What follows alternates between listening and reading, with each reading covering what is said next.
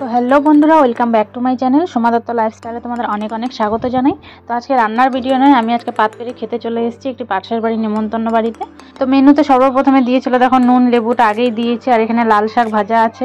তো আমি ভাত নিয়ে নিলাম, এরপর চলে এলো পটল ভাজা, এরপর দিয়েছিল বাঁধাকপির ঘন্ট। এটা মাছের মাথা দিয়ে বাঁধাকপিটা করা হয়েছিল, বেশ ভালোই লেগেছিল খেতে। তো এরপরে চলে এলো ডাল দিয়ে লেবু দিয়ে বেশ সুন্দর করে খেলাম জমিয়ে। আর এই খাবার দাবারটা ঘরোয়া রান্নার মতো দেখতেই পাচ্ছ, কোনো রিচ নেই খাবারটায়, খুব সুন্দর লাগলো খেতে। আর আমারও বেশি হাবি জাবি দিয়ে খেতে কিন্তু ভালো লাগে না, এরকম সিম্পল খাবার দাবার খুব ভালো লাগে খেতে। তো খেতে খেতে এরপর চলে এলো মাছ, দেখো পাতলা লাল ঝোল, 2 পিস মাছ আছে এখানে।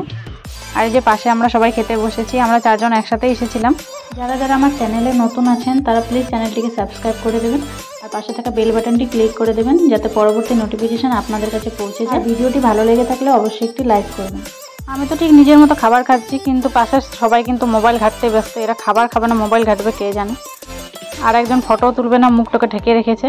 তো যাই হোক, এরপর খাওয়া শেষে আরেকবার আমি ভাত নিয়ে নিলাম। মানে বুঝতেই পারছো, বাঙালি তো ভাতটা একটু বেশিই খাই। তো এরপর আমি ঝোলটা দিয়ে ভাতটা মেখে নিচ্ছি। এখানে 2 পিস পরিমাণ মাছ আছে, মাছের পিসগুলো বেশ সাইজটা বড় বড়ই আছে।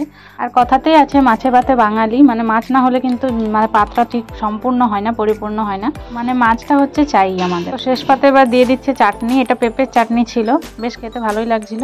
এই পেঁপের চাটনির রেসিপিটা আমি পরের একটা ভিডিওতে তোমাদেরকে দিয়ে দেবো, হ্যাঁ।